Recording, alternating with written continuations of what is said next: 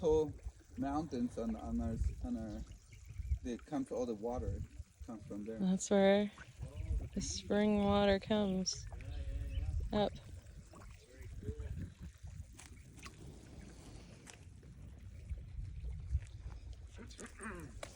Very, very cool. Don't fall over the edge. Ooh. Yeah, I was hanging on to the railing until I felt a little bit more secure. Wow.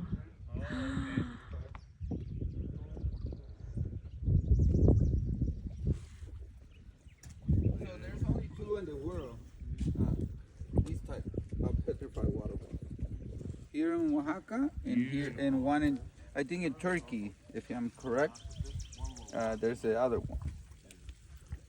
So it's a really unique thing to come and see this. Oh, it's just incredible.